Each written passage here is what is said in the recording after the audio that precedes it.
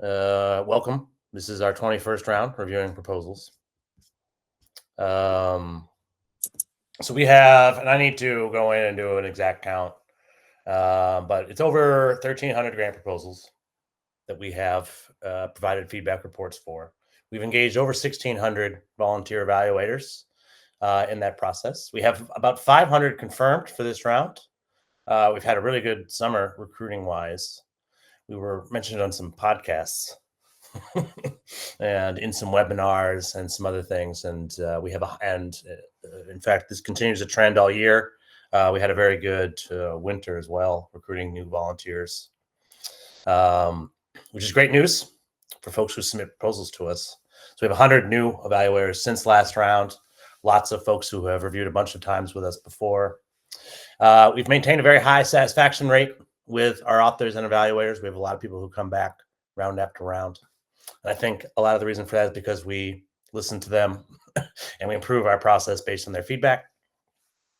In particular, this round, we've made a couple changes to how evaluating works.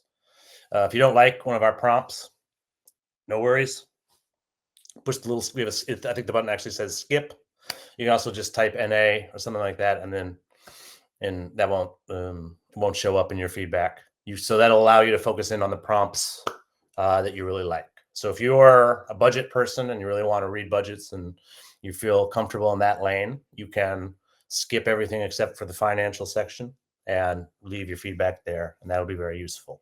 If you don't want to if you're not a budget person, you can skip just the finance section and do the other ones. So hopefully that gives a lot more flexibility for our evaluators and allows them to enjoy their experience even more. And also will give some more focused feedback for our authors.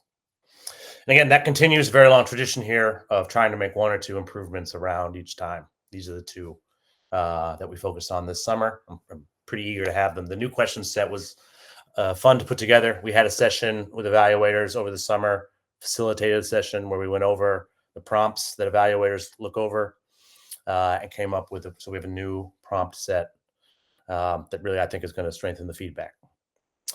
In addition to just receiving proposals through our website, we've also partnered with a variety of different grant makers, some of them listed there. We have some cool partnerships lined up this fall. Next Gen Giving Circle in DC, Candid, and Asia is here. Hello. And the Maine Association of Nonprofits, my home state of Maine. These are some Maine trees behind me. And we'll be working with our Association of Nonprofits here in the state to review proposals from the state of Maine. So very quickly, our timeline. Today is September 16th, and you are at a Q&A for Unfunded List.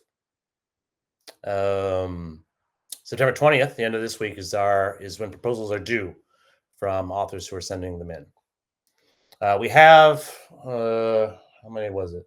We have 35 proposals right now, which is a pretty good number. We had 62 in total last round. So we have 35 now, which is a pretty good number for the last week. A lot will come in at the last minute. And there is a bit of a grace period. If somebody needs the weekend or a few extra days, especially if they ask me, then I'll almost certainly include those. I'll be reading the proposals and assigning them all the way up until October 1st, which is when evaluators will receive their assignments. Why does it say quick demo there? I don't know. There will be no quick demo. So you get your assignments on October 1st. If you are an evaluator, an email will come. There's a magic link. You click on it. It will allow you to read your proposals, respond to prompts, write down helpful and candid feedback for folks. A little bit more on that in a minute. The feedback will be due 6 weeks later, so it's a good long while to read. Generally, I give 3 to 5 proposals to each evaluator, depending on length. Some evaluators will ask for less. If you say, I only want to read one, that's fine. Tell me, I'll give you one. Some folks ask for a lot more proposals. If you want, which I'm very happy to oblige. I'm trying to get a lot of coverage on all of these. Each proposal gets assigned to a large number of evaluators, and I try to be as diverse as possible with those assignments. So you're likely to hear from a number of people who are grant writing consultants and fundraisers and people who work with proposals on a daily basis. You're also hopefully going to hear from some people who are on the reviewing side of things. They're members of giving circles, they're program officers at foundations, philanthropic advisors, givers of some sort that work in the government, are used to reading proposals. Issue experts, program officers, peers. A lot of our authors join the committee and read proposals with us. A lot of people have read their first proposal with us, which I think is something I'm pretty proud of. And then a lot of extremely experienced proposal reviewers as well. Particularly this summer, a few of the folks who signed up over the summer, quite a bit more experience than I am with proposals. We got a few people with 50, 60 years of experience funding and writing grant proposals. Sorry, some folks to admit. Hello, everyone. Feedback is due November 20th. Then I put the feedback together and send the report out to each author on December 1st. These are very tight deadlines. We've been doing this for a while, and we have a good automated process for putting these together, so you can count on all of these. I give grace to folks, but we will send the assignments out on October 1st. We will send the feedback reports out on December 1st. Shortly after that, we do feedback report discussions, one-on-one discussions, or one on your team can bring your whole team to discuss the feedback report if you've wanted. Sort of customize those to the needs of each group. Margaret, who's here, does those report discussions with me. And sometimes we involve folks from our partner organizations in those discussions as well, hoping maybe Asia, who's here, will end up doing some of those. It's just an opportunity to go over the feedback that you receive, follow up on like specific next steps, make sense of contradictions. And just in general, it's been described sometimes as a grant therapy session. It's 1 hour to talk with an outside evaluation expert about your grants and your grants program. And that person will be as independent and helpful as they can. So I said 1,300 proposals over our first decade. We put all that together in what we call the report of the decade. I'm going to look on our website and read that up. There's a lot of good information in there, including our impact study. So about 87% of the groups that we reviewed in, I think it was 2016, 2017, when we looked at their fundraising in 2021, 2022, they were raising about 213% more on average. A few had dropped a little bit, but generally there was a reason for those drops. Some particular success stories here. I remember Respectability was trying to fundraise for disability inclusion when that was still which is, and they were kind of groundbreaking in that respect. That was still kind of a newer topic for funders, and we read a lot of their proposals in the beginning, and they ended up seeing a pretty substantial increase in their grants stuff. Global Press Institute, women's journalism abroad, fast forward, National Medical Fellowships, leveling the playing field. Lots of different nonprofits. National Medical Fellowships is a older nonprofit founded in the 70s that needed to rehash how they were doing things. Leveling the Playing Field is a nonprofit that had never received a grant before, and I think his budget was like $5,000 total when he first applied to us. And I think by now it's actually quite a bit larger. I believe he's doing really well with his grants and other things. So those are just 5 of the folks. The vast majority of people, like I said, saw some sort of increase. And I think in particular, the more these groups engaged with us, the more likely they were to see an increase. As I mentioned before, we worked with a facilitator to do sort of a listening session with our evaluators. We solicited some written feedback, did a survey, did lots of sort of internal conversation, and developed a new revised question set. It's been 6 or 7 years since we last changed up the prompts. I think they make a lot more sense. You can skip things and focus on the ones that you most like. There is also, we still have the follow-up options. So if you like what you're reading and you want to speak directly to the author, you can make that offer in the follow-up section. If there's a person you think that you'd like to introduce them to, you can offer to make that introduction in there as well. And then if there's a website or some other resource you want to suggest to them, you can list those. As always, we get a handful of people over the years who've done this sort of thing. If you want to make a video or audio recording or something like that to include, just send me the link and I will include it in there. Generally, that goes over really well. People seem really appreciative of that. We had an evaluator. One of my favorite stories is the evaluator who was also a ventriloquist, and he read the proposal. He would read the proposal and then discuss the proposal with his dummy, right, and have like a sort of an in-depth conversation about what could be done better. It was very entertaining, and I think the feedback really went over pretty well because of the presentation. So if you have a special talent like that and you want to incorporate that into it, happy to do my best to try to adapt to your whatever feedback style you have in these reports. But we do provide a set of prompts. I believe there's 5 sections, right, on the idea, on the application, on the financial section, on the sustainability, on your network position, on suggested next steps, overall impressions, right? Lots of opportunities for our evaluators to share their helpful and candid thoughts after they've read your proposal.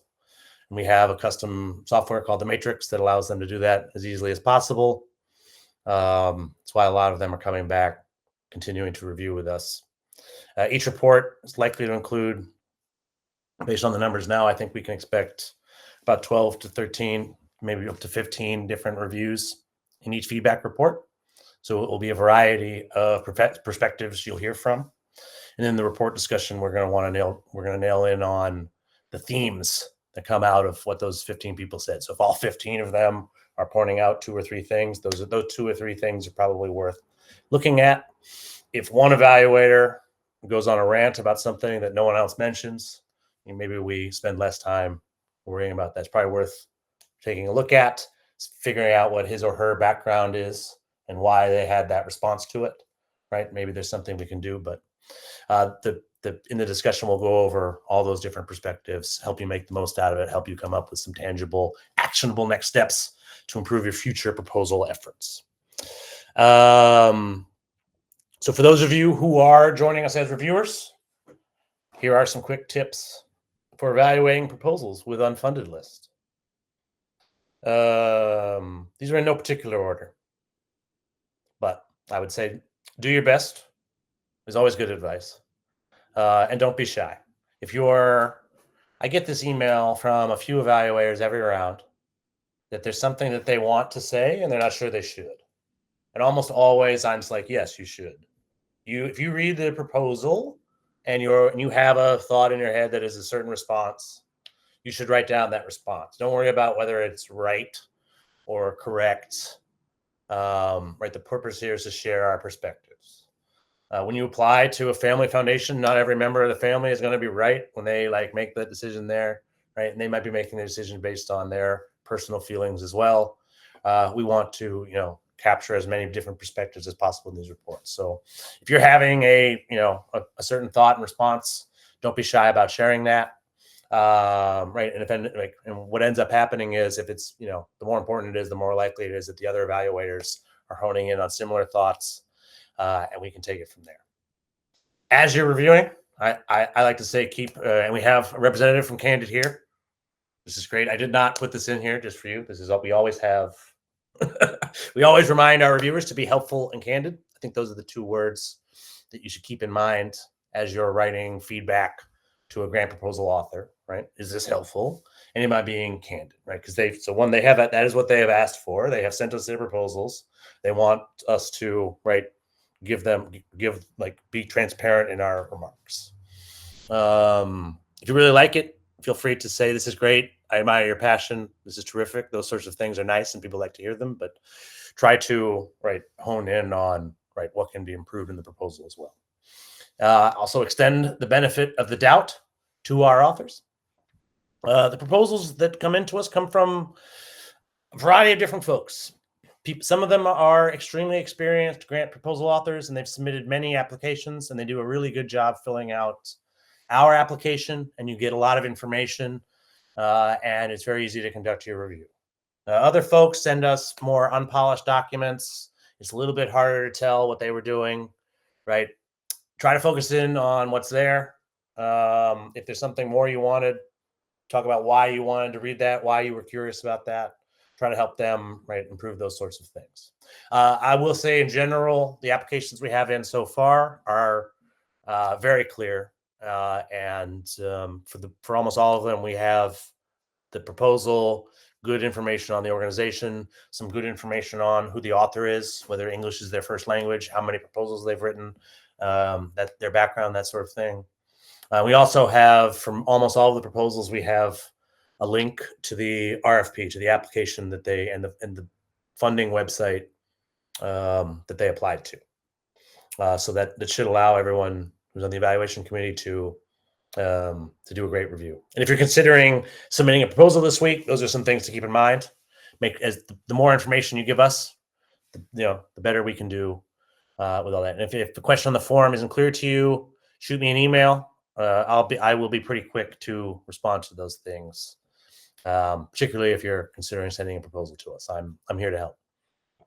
As a reviewer, right. So as I mentioned, we now have the skip button. So if a particular prompt doesn't speak to you, feel free to skip that and focus in on the ones that allow you to give your best, most focused advice. And I think the comments where you share a little bit of your background are often the comments that go over the best with the authors. I'm just saying from my experience that you should share your experience. For instance, if you write, like, I used to fundraise for a similar organization, we were having a similar issue, and we started doing this process of internal review before each proposal went out, and that really strengthened our efforts. That sort of thing goes over really well. They know that you're from a peer space, and they'll hear that much better, as opposed to if you just sort of like tell them what they should be doing without giving more of your background or explaining that you've gone through something similar. If you haven't gone through something similar, write that down. I've never had to do this before, but it seems to me that you should do this. Sometimes that sort of outsider experience can be very helpful, even if it is, like, quote unquote wrong, right? It can be helpful for people who are on the inside to know that that's how outsiders respond to things. And also, if you're in the profession, if you're reading proposals all the time, if you are a grant writer who submits a lot of applications with many decades of experience, and you're noticing some sort of like fundamental mistakes, basic mistakes, don't be shy about those. Present it with kindness, right? But point out that those are mistakes. And I think it can be helpful if you can explain, right, like why those mistakes matter, right? So like if a question got skipped, right, sort of explain why it was important for them to answer that, or whatever, if you're focusing on the fundamentals there. A lot of our folks, these are their first time grant proposal authors, so they're making fundamental mistakes, and having someone kindly point those out to them is an important part of their process. And just in general, like, I know sometimes we find proposals, they're diamonds in the rough, and we end up having like big, huge success stories where we find them 6-figure grants within a few months, and that's very exciting. But in general, reviewing proposals we're reading people's work, giving them some basic tips so they can go back to the grind. It is not always particularly glamorous. It is fun. You get to learn about some new funding opportunities, learn about some new programs, practice your reviewing skills, and give some feedback there. You are a very attentive crowd so far. Like I said, if anybody has a question or anything, feel free to chime in over the chat, use the hand raise, whatever. Otherwise, I will continue with some common mistakes. So I'm asked often, like, what are the main mistakes grant writers make? So I've decided to include that in Q&A. So first, I'd say you can look for mistakes, sure. Don't look too hard, because a lot of these proposals are great. No one idly writes a proposal. Most of these folks have spent a really long time on these things and are very passionate about their projects, and the projects have a lot of value, and it can be hard to understand why someone wouldn't fund that. The problem is probably that the funder got way too many applications, and they were all great proposals, and they had to make a difficult decision. We can do our best on those, but don't go out of your way to invent mistakes. Um, the main mistake that I do see often is that, and this is why it's important for us to have that RFP, so that evaluators can look at that alignment and make their own independent assessment. When you are a fundraiser, I've been there myself. You can think you're a fit. You can convince yourself you're a fit for every opportunity, right? It can be helpful to hear 9 of your peers tell you that you weren't a fit for that. In fact, I submitted my own proposal last round, and we got our own feedback report. You can read it online. The main thing that folks told me was that I wasn't a fit for what we applied to. So I make some of these I make pretty much all these mistakes, actually, and I think I'll continue to. So I think the one with, especially with first time grant proposal authors, something that I see and that I enjoy going over in the report discussions and helping to sort of illuminate. So one, the competition for grants is fierce right now. A lot of times I think they get wrapped up in their own proposal and whether the proposal is fundable or not. And they haven't really considered that there's 300 other applications in the pile, or that the funder has their own specific perspective. They get really wrapped up in telling their own story. They're not really answering addressing the funder's story or answering the specific questions, or sort of it was a little bit blinders on when they applied. The best proposals I've read are the ones that really sort of understood how many applications that funder was receiving and was sort of speaking to the process. That is a high level thing to be doing. Something that we do see a lot: unanswered questions. Sometimes they skip the question entirely. Sometimes they answer a different question than the one that was asked. Sometimes the response is incomplete, like they were working on it, they didn't get all the way there, or when they copied it in, the character limits cut it off, lots of stuff like that. Again, you want to point those things out, with kindness. But when you notice that kind of stuff, point it out. We see some fairly unrealistic, naive, pie in the sky, whatever you want to call it, requests. People ask for far too much money when they don't really have a track record of that. Generally, funders, give the same, if it's an organized funding program, there's an amount that they give to groups at a certain amount. And I think, especially first time authors, we do see some unspecific stuff. I do think some of that's also on the funders as well. I had an application I wrote last year, and we see this often a lot, where the funder sort of leaves it up to the author to make the request amount. How much are you requesting?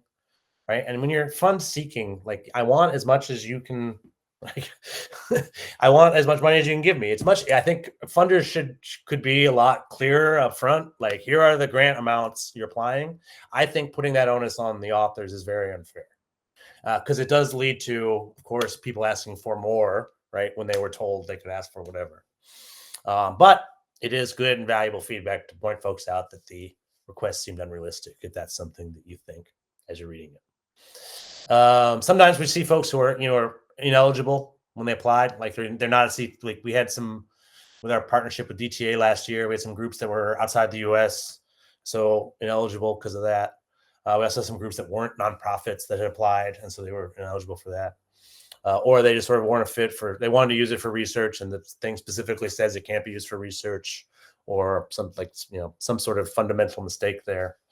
Lastly, grant funding is not it is it's not everything. There's a lot of other ways to fund your program. Earned revenue is a huge portion of overall nonprofit revenue. There are still some government grants, particularly at the state and local levels. There are other ways. There's individual donors give a lot more every year than foundations do. There's lots of other ways to fund your program. We do see a lot of folks who are being successful in some sort of revenue area, and they want to supplement that with grants. And they're trying to sort of pigeonhole that strategy into grants, and it's not really working particularly well. And it may never work. They may not really be a fit for grant funding. Foundations tend to fund in fairly specific issues and areas. The general areas that are covered, right, by the IRS, and they like to fund 501c3s and all that. We get some fairly outside the box stuff that might be having a lot of success in some other fundraising areas and should be encouraged to continue focusing there. So yep.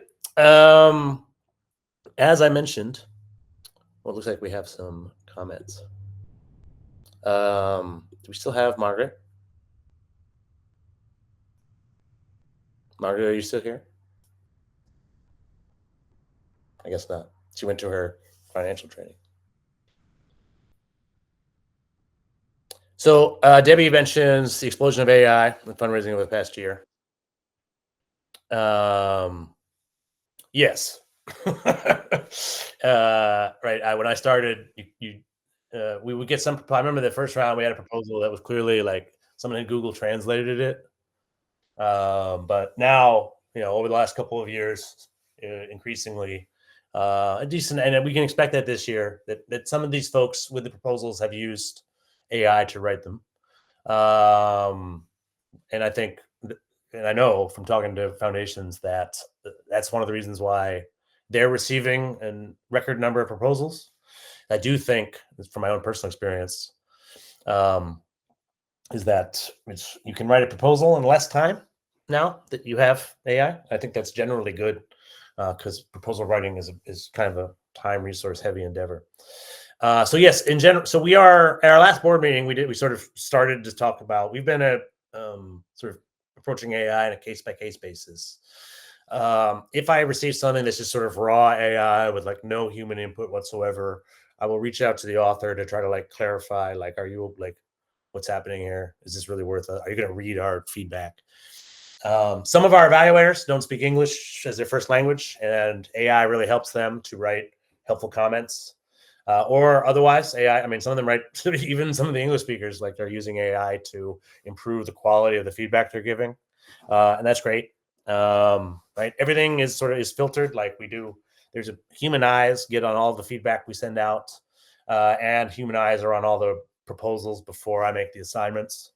And sometimes these proposals are using AI. That is a reality of the field, and in many cases, is really improving the quality of these. I mean, some of these things are really well done when the grant writer is using them, responsibly and everything. So, and as a reviewer, you should absolutely feel free if you feel that helps strengthen your ability to give helpful and candid feedback. You want to use GPT or something to polish up your reviews, make them easier to read. That's terrific. Feel free. In fact, we may do a session. I think it's probably worthwhile for us to do sort of a session on reviewing with AI or like how to use AI to give feedback, or some sort of specified session like that, because it is kind of an interesting thing over the last few years. As I mentioned, we have a few partners.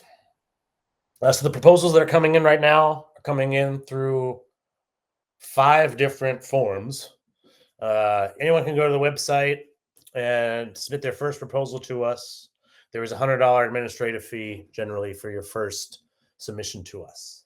We have, I think, 15 folks who have done that so far this year, 15 new organizations.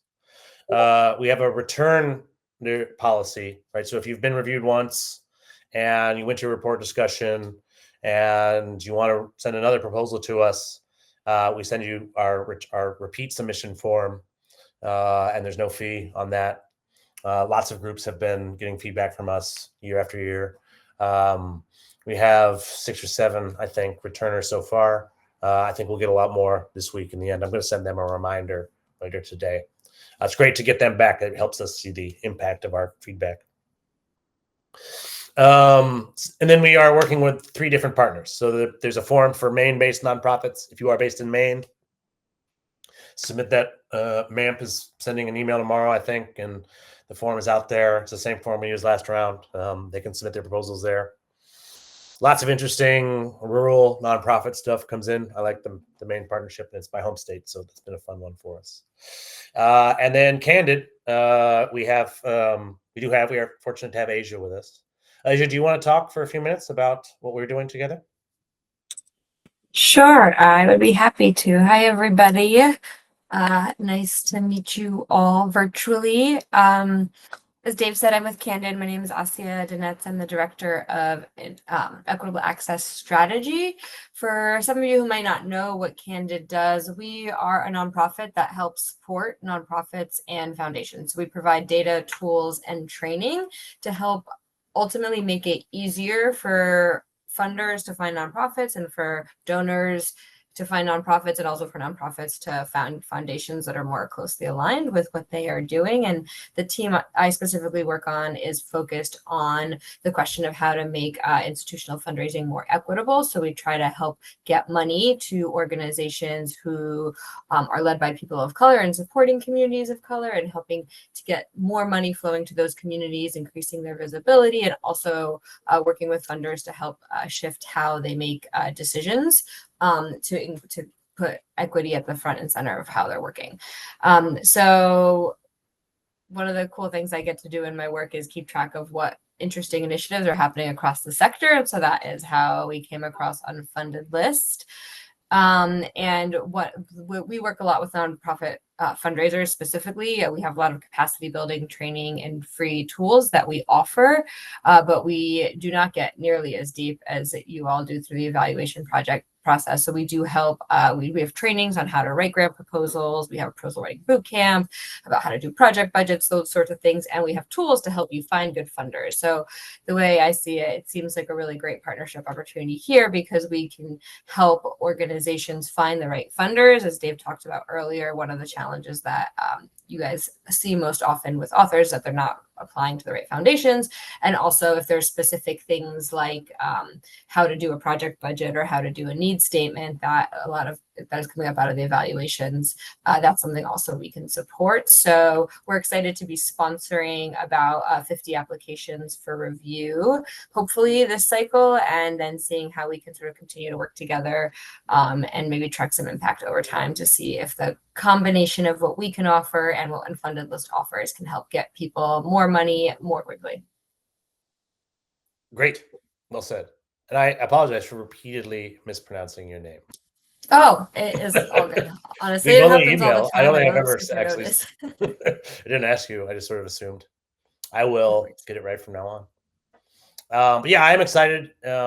We are often, we focus on reviewing the proposal and giving the feedback, and there's often a lot of like next steps for them, and they have to go do them, right? And I'm often pointing them to Candid, and it'll be great to actually be able to directly work together to help, right, sort of spearhead them towards the correct resources, right, so they can, right, focus their efforts and do their best. There is a lot of opportunity out there in the grants field, but there's also a lot of confusion out there. And I think sometimes a lack of candor. We are two organizations committed to being candid, and it'll be exciting to work together. We are also excited to be working, in addition to MAMP and Candid, with a giving circle in DC, Next Gen Giving Circle, and this is our third or fourth time reviewing with them. It's a very cool partnership. Most of the members of this giving circle are sort of first-time philanthropists reading proposals for the first time. And most of the people applying are from very small nonprofits in DC doing grassroots community work, economic justice, racial justice, community organizing, that sort of thing. Lots of immigrant rights stuff, lots of fairly contemporary issues from small nonprofits there. We should have we have some large groups in. There's a rural hospitalist that does a proposal, and a couple federally qualified healthcare centers, and some larger nonprofits. But it will be mostly, looking at it so far, and based on the outreach we're doing, small nonprofits with budgets of $1 million or less, doing a variety of different things, ranging from the arts to supporting immigrants to supporting LGBTQ folks, to providing community services, you name it, really. Some climate change, environmental organizations, that sort of thing. I have a question. Oh, yes, please. All right. Well, first and foremost, thank you guys so much for putting this on. Really appreciate it. And the initiative, just really grateful for it. My first question is going to be around, and this might be an obvious one, but essentially our role as evaluators is simply to evaluate the proposals to make sure that they have the proper information to be passed along to the next organization who will provide said funding. I'm not sure I would say it that way. So just because the proposals that come to us, by the time they're here, they've generally been turned down by the funder that they were applied to. And so most of these organizations are looking at some other opportunity that's for a new grant proposal. And so we're going to try to give them some feedback. And I would say the most important thing for you as an evaluator is to read their proposal and give them your honest assessment of what you read. And I would say to lean on your personal background. There are going to be, every report is going to have a large number of folks that are very experienced with proposals. We are blessed with evaluators that have a lot of experience. The average of, I went through, when you sign up to evaluate, we ask you some questions about your background and everything. I showed all of our evaluator applications to the AI, right? And asked them to summarize, right, how much experience you all have. And the average evaluator has quite a bit more experience with proposals than I do. Like over 20 years of experience on average. So if you don't necessarily have that much experience, you don't have to like pretend to be a proposal expert. Just give your honest assessment, review the proposals, respond to our prompts. But no, we aren't, and to be clear, we are just independently reviewing these, giving them some feedback that they can use to write their next assessments. We aren't. So Next Gen Giving Circle makes decisions. Our partners last round, DTA Foundation, makes funding decisions. We very deliberately play no role in that. The funders don't read our feedback. The feedback only goes to the authors. We don't decide who gets grants. Everyone who sends a proposal to us receives the same treatment. And that's our helpful and candid feedback. Did I answer your question? Yes, absolutely. It does. Okay, great. Mm-hmm. Anything else? Did you have any? Not right now. I think I did, and then I did at one point, and I was just listening to what you were saying, and then just thinking it over. But if it'll come back to me, I'll ask the question. Thank you. Feel free to chime back in. Thank you. So just to go over last round's partnerships, which went quite well. DTA Foundation, who unfortunately they haven't made their public announcement, so I can't be more specific on this. But one of the things that was neat with that one, they had 60 applications for their grants. I think they give 4 grants. And all 60 had the opportunity to opt in to us for feedback, and 21 of the 60 applicants opted in for feedback. And all 4 of the groups that won were amongst that group of 21, right? Which I actually kind of predicted that. We've had similar results in other rounds. Asking for feedback is a very good step. It shows that you are taking the proposal writing process seriously, and that the proposals themselves are probably strong and getting stronger. Or it was just a 1 in 100 coincidence. Who knows? So yeah, like I said, so working again with Next Gen Giving Circle, one of the things that's neat about them is we gave them feedback on their RFP. One of the questions in our question set is, I don't remember the exact wording, but it's like, do you have any feedback that's for the funder and not for the grant seeker?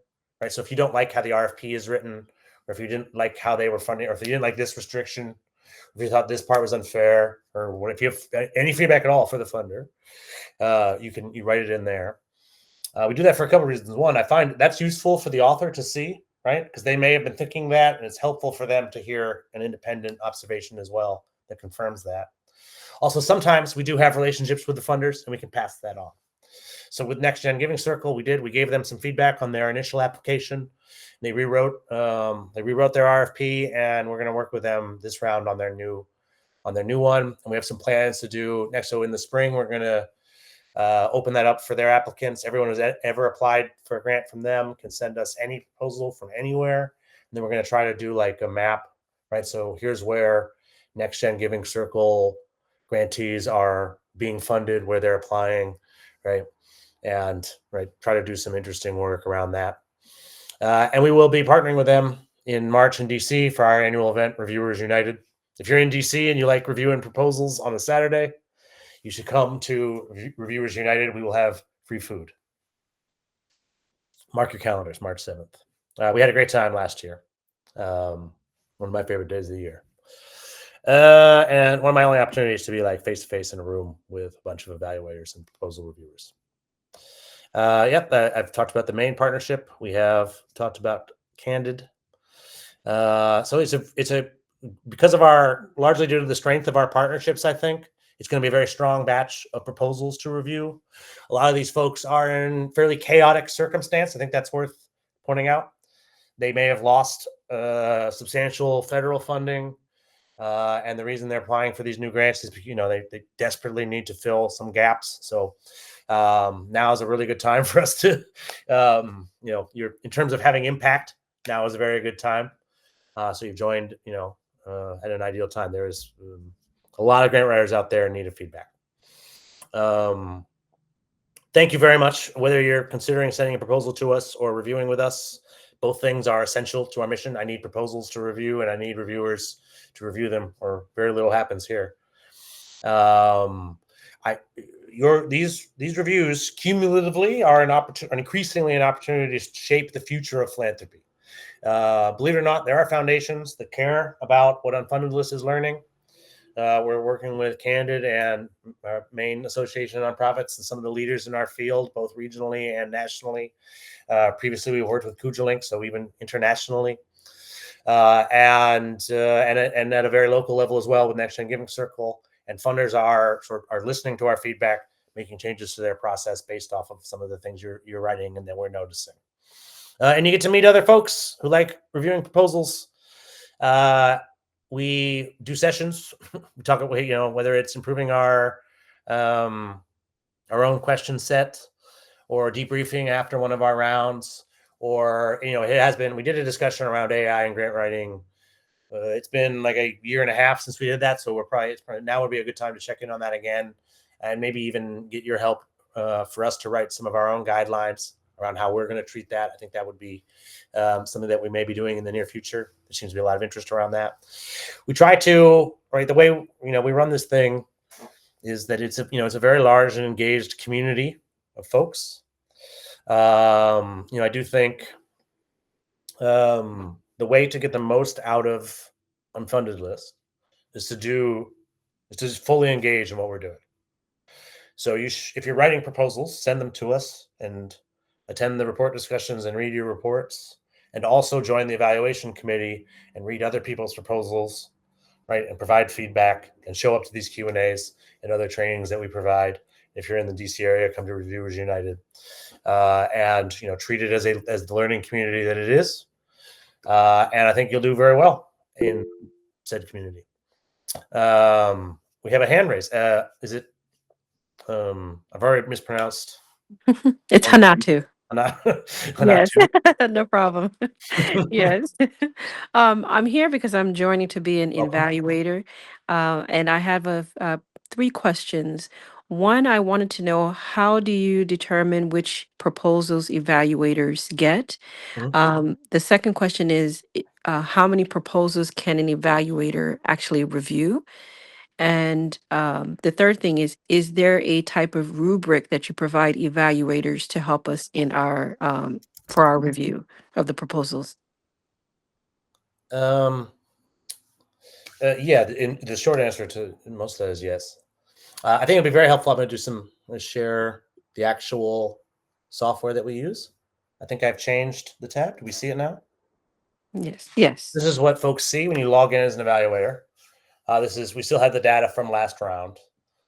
These are some main proposals and a dentistry one, and Unfunded List. That's the one. This is the one that I wrote. So when you log in, this is what you see. You'll see your assignments. This is a typical batch. I give 3 to 5 proposals as a default. You can ask for more. That would be great. If Okay. you want to read all of them, you can. In fact, you can see anyone. If you don't like your assignments, you can you can say, no, I don't like these. And then the full list is down here. So you can go through and you can read, and if you click on the names, it'll go to the appropriate page. Okay. And then just so for folks, since we're here, we have not updated the question set yet. This is last round's question set, so it doesn't have the skip button or anything yet. But these is mostly like this, right? So on the left side is information from the applicant, right? Tell us about the proposal, tell us about the author. If this, did you get any feedback already? Whatever information they've given us. And then here's this button allows you to see their proposal. Once you've read it, you go here. A question we do get often is like, do you have to save or whatever? You don't. The moment you type this in, it's in there. It's on our end. You can leave, come back. It'll be there. If you want, at the end, some of you really like, we used to not have a button. We used to not have the I'm finished button. And it drove a lot of people crazy.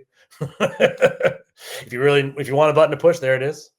And that is helpful. It does let me know that you consider yourself finished with the review, and I can go ahead and include it in the report. That's helpful for me.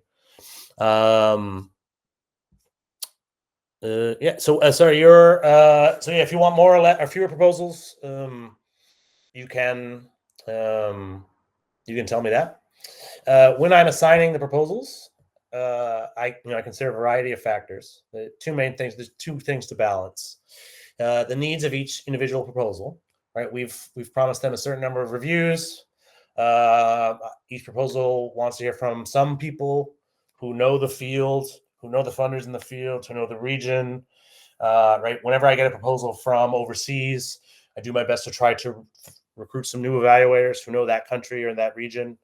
And we've been doing that for a long time, so we now can cover most regions and most issues, right, for that reason.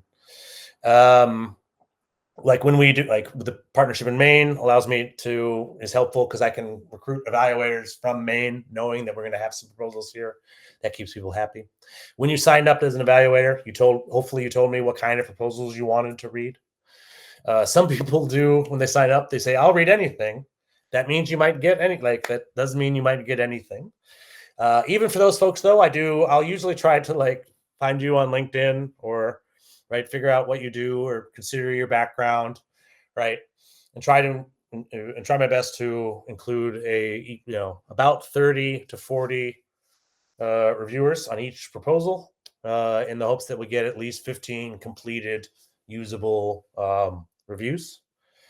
So yeah, that was your questions were, how do I assign them? And how many will you get? And was there a third question? Was there a rubric to help us in our evaluation? Yeah, so I used to have a numbered scoring system, but that was kind of pointless because we don't have to make any decisions. Like no one's cut or anything. And sometimes people would be like, what is, like when we told them the numbers, they would be like, what do these numbers mean? I'm like, well, it's just the number you got. Like it just was arbitrary. So there's no longer any numbered scoring system. There are these questions, these prompts. And we have just recently rewritten the prompts. They are intended to cover generally all of the different areas of a grant proposal. But you are encouraged to also look at for this opportunity here for my proposal. I provided the link to the actual funding opportunity, right? And there you can go read about it and see what that funder was looking for, right? So we have right now 32 different applications. There were originally 32 different rubrics that these proposals were considered against. Our role now is to just give them helpful and candid feedback from a variety of people. Remembering, it's good to look into the funding opportunity, but also we can't be mind readers, right? You can, I think folks who reviewed my proposal last round did a great job, very helpful and insightful for me.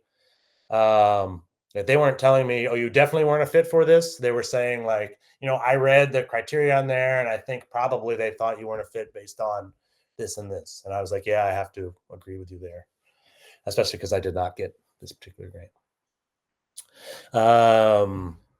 So yeah, have I Hanatu? Was that right? That's right. Did I sufficiently answer your three questions? Yes, Very you good, did. Yes, very you good did. Thank you questions. Very very helpful. much. Yeah, thank you very much, and thank you for this session. Terrific. Thank you for joining as an evaluator. I look forward to assigning some proposals to you. Anyone else have any questions? Yes, I have one. Roughly how long does it take to review each proposal? Yeah, so the software like gives me some pretty good data on that. So I know it takes about an hour on average for someone to review a proposal. I will say that the range is kind of big though. We have some evaluators who do it very quickly. I think what's happening is that they're reviewing the proposals offline, and maybe even writing their answers down offline and then copying and pasting, because some folks do it in like 2 or 3 minutes. It's actually like a large number of people who are doing it that fast, which seems impossible to me, but who knows? Maybe they're superheroes or something. So I think that's skewing the data a little bit, because I do know some people are taking much longer, especially if you're going to the RFP page to do your own research, and maybe you're also reading the website for the organization, or maybe you get interested in the issue and you start reading some extra art. Like we have a lot of evaluators that really sort of dive into the learning experience, which is very encouraged. If you do that, it might end up taking you, several hours, an afternoon, or a whole evening to review a proposal. Right? We give 3 to 5. There's a 6-week long period. Generally, I think if a proposal, you should be able to do a proposal a week. A lot of people are doing that, and that'll get your batch done. All right, thank you. Anybody else? David Jaffe, do you have any questions about Unfunded List? Someone's joining the call.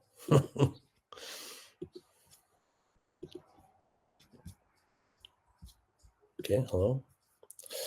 All right, so we are at the end of the Q&A. We come in under an hour. That's very good. Proposals have been rolling in. Getting several submissions a day. We're also getting several new evaluators signing up a day. I'll probably do a Q&A during the round. And we might do, based on, once we get everything in, we'll look at the proposals, and maybe we'll decide on some skill building sessions we can do online for evaluators based on, right? So if we have a lot of proposals related to the arts, maybe we'll reach out to some arts funders and do a panel on what arts funders are looking for, so you can learn a little bit more as you're reviewing these and be a more informed reviewer. Like I said, welcome to the proposal evaluation committee for Unfunded List. Now is an exciting time to be joining. Always an exciting time to be reviewing grant proposals. I hope that you think so, especially if you made it this far into the Q&A. Thanks very much. If you come up with a question later, feel free to email it to me. My email is dave@unfundedlist.com. And I'll be pretty responsive. Denver, did you remember your question from earlier? I do, yes. So is there like a direct proportion that you see for specific types of grants, like, educators or, scientists, musicians, is it, if we get, 100 proposals, are like, let's just say 50% of them skew towards a specific sector or industry? So a lot of that depends on our partners. So last round, we had a partnership with a big oral healthcare funder, Dental Trade Alliance Foundation. So about half of our proposals had to do with oral healthcare. So if you judged us by that round alone, you would think we were like a dentistry nonprofit. But I think those 30 oral healthcare proposals are probably the only 30 oral healthcare proposals we've ever received. No, we probably a handful in some other rounds. We really do get the gamut this round. We have lots of art stuff in, some musical stuff in this round. So sometimes the proposal has been written by some sort of grants professional, like somebody who does entirely grants. Maybe they're a grants consultant at a grant writing business, or they are the grant manager at the nonprofit, and they're a professional grant writer. Other times, the person is a musician, like a dancer. We've had dancers, baritones, all type of sculptors, all types of artists. who, and art is often grant funded, so they are writing grant proposals. Right, that's a different. And so that one of the questions on our on the form here, right, that is helpful to look at is, right, tell us about the proposal author, right? So we ask them, right, who did you use AI to write this? Have you written proposals before? Have you ever written any successful funding applications, right? Do you speak English as a first language, that sort of thing? So you can sort of keep that in mind. Who you're reviewing for. If the person you're giving feedback to is a professional in the field, you can maybe be a little bit more, critical and pointed. If they're a first timer, maybe be a little bit more gentle and kind. But yeah, we can expect this round certainly fewer dentistry proposals, although I hope some of those folks come back. There's a decent number of art stuff. The proposals in the DC area that we have are all related to economic justice or housing rights or immigrant justice, or I forget all of their various categories there, but very social justice oriented group. And those nonprofit, I forget the budget size cap there, but those nonprofits are very small. The batch that we're reaching out to through Candid is also very small nonprofits. So one thing that almost everybody, like, the issues will be diverse, but these will all be very small nonprofits that are $1 million or less. So they're unlikely to have expensive grant writing firms working for them or anything like that. We do have a handful of larger groups. There's a rural hospital in the mix, and federally qualified healthcare center in there, and a large international exchange program sent us a proposal. Some international groups have sent us a proposal. So some very small grassroots groups in Africa that we've reviewed in the past have come back for some more feedback. Excuse me. I hope to get some more international proposals, because we actually do have a very large number of reviewers that they want to read international folks. Our capacity to review is very high. I'll say, like, one thing I'll put out there. This is the last week. Proposals are due at the end of this week. If you want your proposal reviewed, please send it to me. We have a very large number of reviewers signed up, and I'd love to give them interesting proposals to review, and it'd be great to include you in there. If you're reviewing, you can feel free to do both. Denver, you've got your hand is raised. Was that from earlier, or did you have another question? Nope, that's from earlier. Thank you for answering my question. No, you got it. Yeah, I'll probably I'll be just reviewing for now.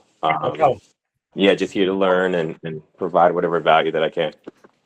Thank you very much for coming and for the questions. Does anybody else have any other questions or closing comments or anything? Terrific.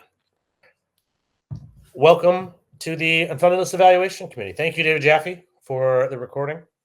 It is now 1 o'clock. You can go to your afternoon meetings and work on your various proposals and everything. If you're an author, submit by the end of this week, September 20th. Let me know if you need more time. If you're an evaluator, you can expect your feedback on October 1st. Have a good rest of your September, everyone. Thank you. Awesome. Thank you, sir. I appreciate it. Thank you. Thank you for calling me sir. You're very welcome. It made me feel very important. I think we all deserve to feel important, right? That's why we're here. Yeah. That's why I do this. Well, I appreciate it, sir. Have a good rest of your day, and I look forward to working with you. Yeah, great. Take it easy. Ciao, ciao.